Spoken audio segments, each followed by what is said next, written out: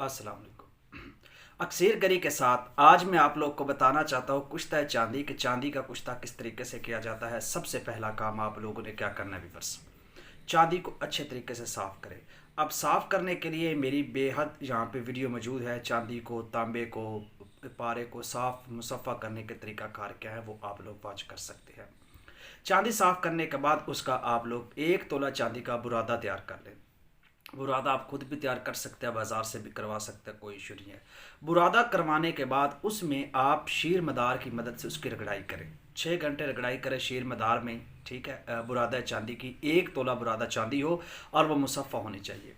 और उसका एक गलोला बना लें, मतलब एक टिक्की बना लें शीर मदार में 6 से 7 घंटे खल करने के बाद। अब इसको आपने 10 सेर ओपलों की आग देनी है, तेज़ ओपलों की आग देनी है, ठीक है। एक सहराई होते हैं, मतलब तेज़ ओपलों की आप लोगों ने आग देनी है 10 सेर की। उसके बाद आप इसको निकाल लें। अब निकालने के बाद दोबारा फिर क्या करें, इसमें शीर मदार खरल करें। शीर मदार की मौजूदगी में इसको खरल करें, 6 से 7 घंटे इसको ग्राइंड करें। फिर इसको 10 सेर ओपलों की आग दें। इस तरीके से 5 आग आप लोगों ने देनी है 10-10 सेर की। और बार बार निकाल कर शीर मदार में इसको आप खरल करते जाएं। ये आप आपके पास एक अच्छा अक्सरी कुश्ता तैयार हो जाएगा, ठीक है।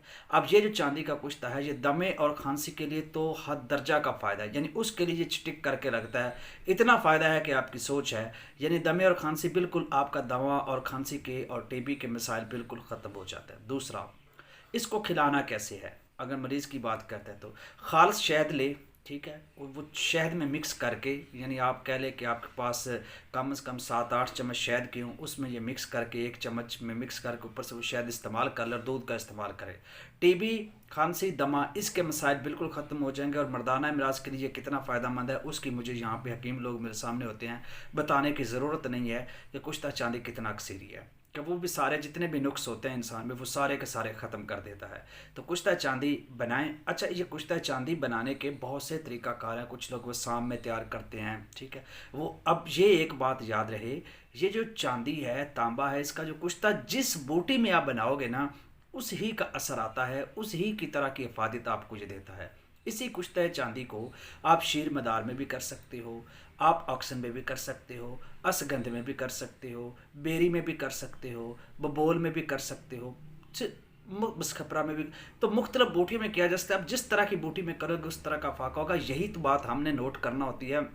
हम ये समझते होते हैं बाज़ार में पड़ा कि हमें कुश्ता चांदी दे दे, ये नहीं पता होता कि ये बना किस चीज़ में होता है और इसके फ़ायदे क्या है। तो खैर ये तो मेरी एक एडवाइस थी आप लोगों को कि आपने बनाना इसको किस तरीके से है और इसके फ़ायदे हर मर्ज़ के लिए ये एक बेनिफिशियल होता है। और इसकी मकदार कैसे खिलानी है ये बारहा वीडियो में बता चुका हूँ कि इसको खिलाने का कम अज़ कम आप लोग को ये पता होना चाहिए कि जिस बंदे को हम दे रहे हैं क्या वो इस खाने के काबिल है भी या नहीं है, क्या उसको ये मसला है भी या नहीं है।